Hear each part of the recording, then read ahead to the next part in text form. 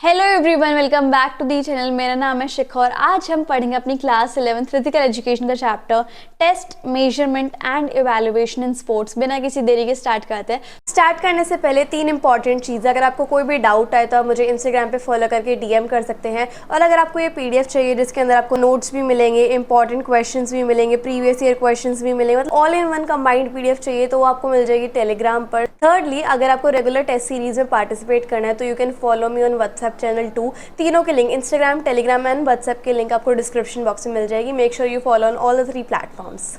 तो टेस्ट क्या होता है? देखो, टेस्ट एक तरीका हो सकता है, एक टूल हो सकता है जिसकी वजह से हम किसी भी इंडिविजुअल का डाटा ले सकते हैं, उसके बारे में जान सकते हैं। ठीक है, जैसे अगर क्लास में हम टेस्ट ले रहे हो तो हमें ये पता चल जाएगा ना कि स्टूडेंट्स को उस टॉपिक के बारे में आता है या नहीं आता है ना।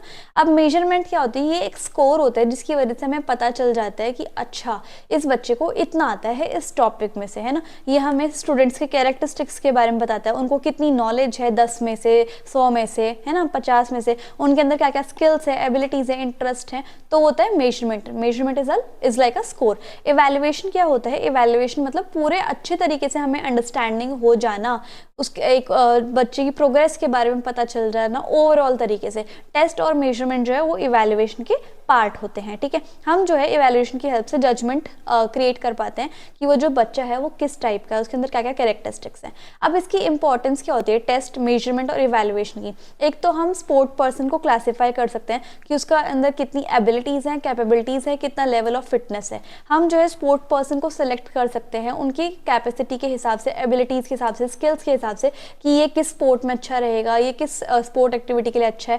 ट्रेनिंग इफेक्ट, एक अच्छे लेवल के फिटनेस, एक अच्छे लेवल ऑफ फिटनेस वाले स्पोर्ट पर्सन को कितनी ट्रेनिंग देनी है वो हमें हेल्प करता है टेस्ट, है ना। उसके बाद ट्रेनिंग प्रोग्राम जो है वो कितने महीनों का होगा, किस किस लाइक स्टूडेंट की रिक्वायरमेंट के हिसाब से जो है ट्रेनिंग प्रोग्राम हम डिज़ाइन कर सकते हैं। मोटिवेशन ऑफ स्पोर्ट पर्सन, जो उनका स्कोर है जैसे वो बार बार इंक्रीज होगा डेली कमिटेड ट्रेनिंग करने के बाद, तो जो है स्पोर्ट पर्सन में मोटिवेशन लेकर आएगा। हम जो है टेस्ट की हेल्प से जो अपने गोल्स हैं, ऑब्जेक्टिव्स हैं, उनको स्पेसिफाई कर सकते हैं कि हाँ, इस चीज़ में हमें प्रॉब्लम आ रही है, इस चीज़ में हम लैकिंग कर रहे हैं, तो हमें ये वाला गोल अचीव करना है। ये जो है स्पोर्ट पर्सन को डेवलप करते हैं। ठीक है, और स्टैंडर्ड्स एंड नॉर्म्स बनाने के हमें हेल्प करते हैं। जैसे हम बार बार टेस्ट लेते हैं तो ये रूल्स एंड रेगुलेशन बनाने के हेल्प करते हैं। परफॉर्मेंस हम प्रेडिक्ट कर सकते हैं कि हाँ, ये बच्चे के अच्छे मार्क्स आ रहे हैं, ये फाइनल टर्म्स में बड़ा अच्छा करेगा, इस टाइप से। ये जो है ट्रेनिंग मेथड को भी कंपेयर और इवैल्यूएट करने में हमारी हेल्प करता है और रिसर्च वर्क करने में भी हमारी हेल्प करता है। अब बीएमआई और वेस्ट हिप रेशियो के बारे में हम पढ़ेंगे। देखो, बीएमआई जो होता है वो बॉडी मास इंडेक्स होता है। ये जो है हमें बता सकता है कि एक इंडिविजुअल जो है वो नॉर्मल वेट है, अंडर वेट है या फिर ओवर वेट है। ठीक है, और ये कैलकुलेट कैसे होता है? जो आपका वेट है केजीज में, उसको डिवाइड कर दो आपकी हाइट का स्क्वायर इन मीटर्स। ठीक है, तो उसको आप डिवाइड कर दोगे तो आपका बीएमआई आ गया। ठीक है, जैसे कि मान लो जितनी ज़्यादा फिगर होगी उतना ज़्यादा ओवरवेट होगा, लोअर स्कोर होगा तो अंडरवेट होगा। नॉर्मल वेट अगर होगा, यानी कि अगर 25 बीएमआई है आपकी तो आपका जो है एकदम नॉर्मल वेट है, 25 से ऊपर है तो आपका ओवरवेट है, और अगर 18 से नीचे है तो क्या होगा आपका अंडरवेट। ठीक है, अब नेक्स्ट है वेस्ट हिप रेशियो, WHR बोलते हैं। ये जो है ये आपका जो आपकी वेस्ट होती है उसका सर्कमफ्रेंस और आपका रेशियो होता है हिप का सर्कमफ्रेंस। ठीक है, ये कैसे? जैसे वेस्ट का सर्कमफ्रेंस डिवाइड करेंगे हिप का सर्कमफ्रेंस, यानी कि गोलाई, उससे आपका जो है वेस्ट हिप रेशियो निकल जाएगा। ये जो है आपकी हेल्थ को डिनोट करता है कि मतलब आपकी हेल्थ कितनी अच्छी है, और आपका अट्रैक्टिवनेस ऑफ अ पर्सन को ये दिखाता है। अगर आपका रेशियो जो है वो 0.7 है तो यानी कि वुमेन की गुड हेल्थ है। अगर आपका 0.9 है रेशियो तो यानी कि मेन की गुड हेल्थ है। ठीक है, और जिनके इतना अच्छा रेशियो है उनको जो है बहुत कम चांस होते हैं हेल्थ प्रॉब्लम के, जैसे कि डायबिटीज़ और कार्डियोवैस्कुलर डिसऑर्डर्स, कैंसर्स, इस तरीके से। नाउ सोमैटोटाइप्स हम पढ़ लेते हैं। इसमें हमें 3 चीज़ें पढ़नी है, एंडोमॉर्फी, मेसोमॉर्फी और एक्टोमॉर्फी। एंडोमॉर्फी क्या होता है? ये जो पर्सन होता है ना, ये इसका जो है गोल सी बॉडी होती है, लार्ज गोल सी बॉडी, छोटी गर्दन होती है, छोटे छोटे आर्म्स होते हैं, और वाइड जो चपटा हिप होता है वो होता है, बहुत सारा मास इनकी बॉडी पर होता है, फिजिकल फिटनेस लेवल इनका लो होता है, लेकिन इनके अंदर स्ट्रेंथ बहुत है। ये comfort loving, peaceful, sociable, relaxed और टॉलरेंट होते हैं, ठीक है। मेसोमॉर्फिक पर्सन होते हैं जिनकी ब्रॉड चेस्ट होती है, एकदम चौड़ा चेस्ट होता है, स्ट्रॉन्ग लेग्स होते हैं, आर्म्स होते हैं, मीडियम हाइट होती है, इनके अंदर स्ट्रेंथ बहुत अच्छी होती है, स्पीड, फ्लेक्सिबिलिटी होती है, अट्रैक्टिव पर्सनालिटी इनकी होती है, और जितनी भी काइंड की एक्टिविटीज़ हैं ये सारी कर लेते हैं, ठीक है।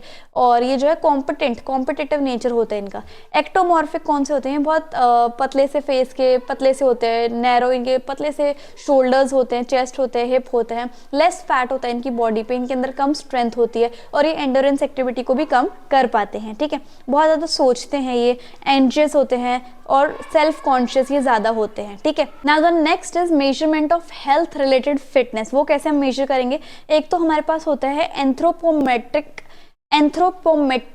Fit measurement. इससे क्या होता है, हमारी height, weight, arm, leg length, waist circumference, और जो स्किन फोल्ड है अलग अलग बॉडी पार्ट की, ये सारी चीज़ें आपकी मेजर की जाती हैं ताकि आपको उसी हिसाब से सिलेक्ट कर सके कि आप किस चीज़ में बहुत ज़्यादा बेटर हो, ठीक है। तो इस मेजरमेंट में क्या होता है, ये हमें लाइक बताता है कि हम फिजिकली कैसे हैं और हमारे कैसे साइकोलॉजिकल और फिजिकल ट्रेट्स कैसे आपस में उनकी क्या रिलेशनशिप है। जैसे हाइट जो है अगर हम मेजर करेंगे तो उसके लिए एक इंस्ट्रूमेंट होता है जैसे कि स्टेडियोमीटर, ठीक है। और वेट के लिए वेइंग मशीन होती है। आर्म के लिए हम जो है शोल्डर की टिप से लिटिल फिंगर, यानी कि यहाँ से लेकर और हमारी लिटिल फिंगर तक हम आर्म की मेजरमेंट करते हैं। जो अपर आर्म लेंथ है वो हम मेजर करते हैं।